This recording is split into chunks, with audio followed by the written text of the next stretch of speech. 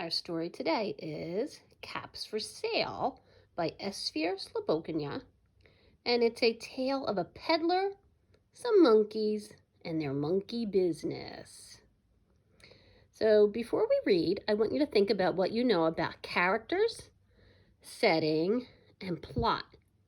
And think about how a character changes through the story, especially as the plot begins to change. So think about that as we get ready for our story, Caps for Sale. Once upon a time, there was a peddler who sold caps. But he was not like any ordinary peddler, carrying his wares on his back. No, he carried them on top of his head.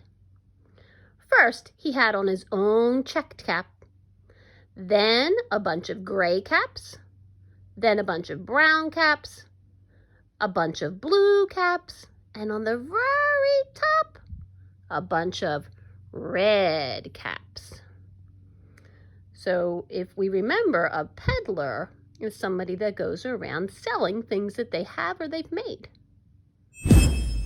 He walked up and down the streets, holding himself very straight so as not to upset his caps. And as he went along, he called, "Caps! Caps for sale! 50 cents a cap!"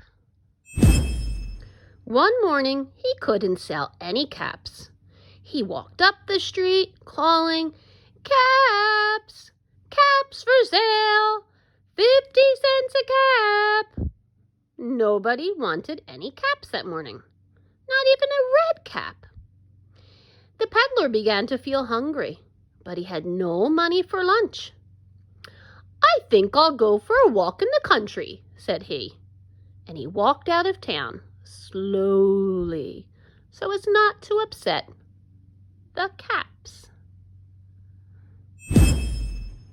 He walked for a long time until he came to a great big tree. "That's a nice place for a rest," thought he. And he sat down slowly under the tree, and he leaned back a little against the tree trunk so as not to disturb his caps. Then he put up his hand to feel if they were straight. First, he checked his own hat, then the gray caps, then the brown caps, then the blue caps, and then finally on the very top, the red caps. They were all there. So he went to sleep, and he slept for a long time. When he woke up, he was refreshed and rested. Are you noticing something? What are you noticing? Yes? Where did they go? Let's find out. Before standing up, he felt with his hand to make sure his caps were in the right place. All he felt was his own checked cap. He looked to the right of him. No caps. He looked to the left of him. No caps. He looked in back of him. No caps. He looked behind the tree. No caps. Where are they? On every branch sat a monkey, and on every monkey was a cap. A gray cap, a brown cap, a blue cap, or a red cap. The peddler looked up at the monkeys. The monkeys looked at the peddler. He didn't know what to do. Finally, he spoke to them. "You monkeys, you," he said, shaking a finger at them. "You give me back my caps." But the monkeys only shook their fingers back at him and said, "Tizz, tizz, tizz." Now this made the peddler angry, so he shook both hands at them, and he said, "You monkeys, you, give me back my caps." But the monkeys only shook both their hands back at him and said, "Tiz, tiz, tiz." Now he felt quite angry. This time he stamped his foot and he said, "You monkeys, you give me back my caps." But the monkeys only stomped their feet back at him and said, say it with me, "Tiz, tiz, tiz." By this time, the peddler was really angry. He stomped both his feet and he shouted, "You monkeys, you give me back my caps." But the monkeys only stamped both their feet back at him and said, say it again with me, "Tiz, tiz, tiz." I hope you're stomping your feet too. You're allowed to in this story. At last, the peddler became so angry, he pulled off his own checked cap and he threw it on the ground and he began to walk away. What do you think the monkeys will do? Think about it. Every time he did something, they followed what he did. That's a pretty good guess. Let's see if you're right.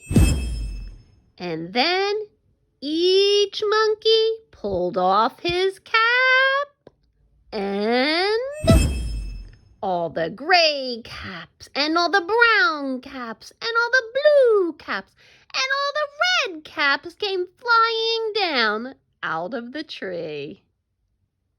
Hey, you were right, guys. So the peddler picked up his caps and put them back on his head. First his own checked cap, then the gray caps, then the brown caps, then the blue caps, and on the very top, yes, the red caps. And slowly, he walked back into town calling, "Caps, caps for sale, 50 cents a cap." Did you like that story? It's one of my favorites. All right, so you're going to go to the activity and you're going to sort some hats into 10 hats and some hats. All right, I can't wait to see your monkeys and their hats. So think about the character, actually the main character. Who was the main character? Remember, characters are our people, our animals, our insects or monsters in a story. Right. The peddler, he was our main character. Think about the setting. Where did the story take place? Was it in one place or more than one? Well, yeah, it started off where? Let's see. Yeah, it started off in a town. There were houses and buildings. And then what happened? Well, yeah, remember, the peddler couldn't sell any caps one day, and he was hungry, but he had no money for lunch, so he went out of town to the countryside to take a rest. Yeah, so we had two settings. We had the town and then the countryside. How did the peddler change during the story? How did he feel when he found that the monkeys had his caps? Yeah, you're right. He was mad. How do we know he was mad? What actions did he do, or how did he say things? Yeah, remember, he was shaking his fist, and stomping his feet. And he was using a bigger voice at the monkeys. And what did the monkeys do? Yeah, they kind of followed what he did. They used their angry voices saying, "Tizg, tizg, tizg." And they shook their fists and stomped their feet too.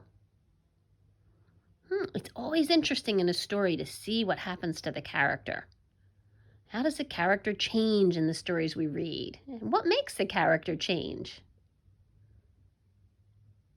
Well, I hope you enjoyed the story, Caps for Sale.